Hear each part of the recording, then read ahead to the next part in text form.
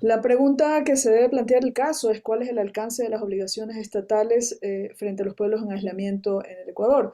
La respuesta no se limita a confirmar que no se autoricen ni se ejecuten actividades extractivas en la zona intangible. Esa no es la pregunta. Perdón, esa no es la respuesta.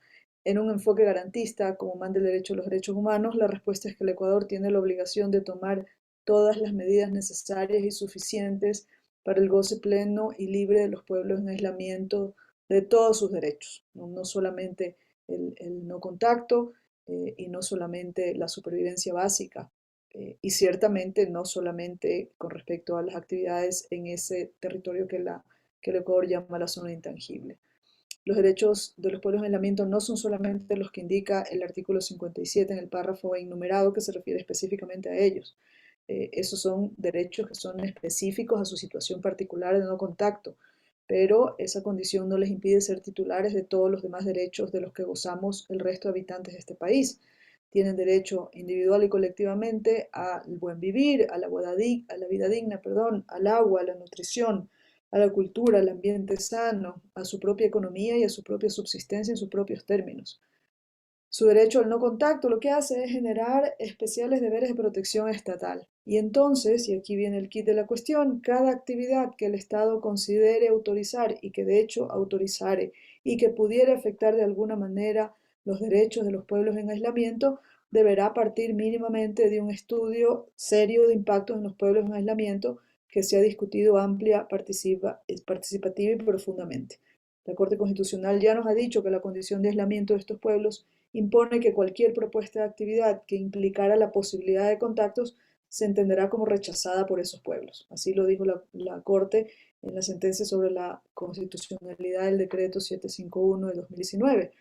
Eso significa también que cualquier propuesta que pueda implicar restricción de los derechos de los pueblos en el sentido más amplio, hablando de todos los derechos, por actividades o por decisiones que ocurran o que se verifiquen fuera de la zona intangible, debe entenderse también como rechazada, porque nuevamente no puede entenderse la zona intangible como la jaula o una jaula que nos inventamos para los pueblos en aislamiento.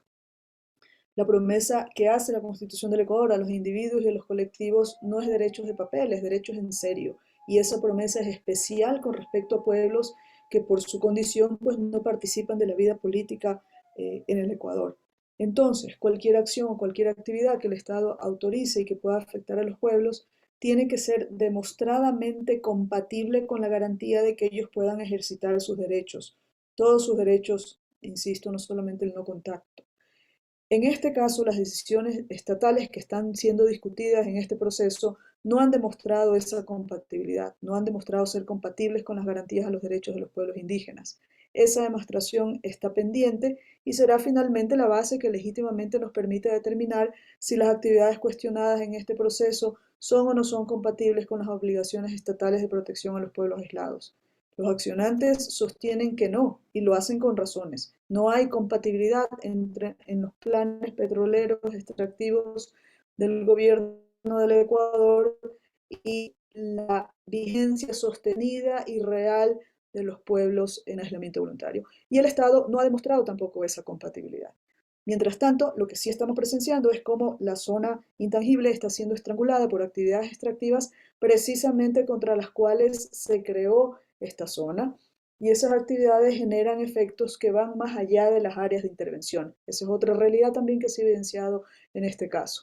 Los gobiernos sucesivos del Ecuador, en vez de mostrar mínimos de precaución, que es lo debido en estos casos, siguen autorizando y siguen permitiendo actividades extractivas bajo el único parámetro de que no se den dentro de la zona ITT, como si ese fuera el único parámetro a considerar, como si estuviéramos hablando de la zona como ella misma sujeta de derechos. Aquí los sujetos de derechos son los pueblos y los pueblos no se limitan ni se pueden limitar a la jaula de la zona intangible. Significa también que no podemos avanzar en una dirección en la que estamos pensando que no producir efectos dentro de la zona intangible y en la vida de los pueblos, en especial peligro de extinción, no se tiene que considerar como tal. Muchas gracias.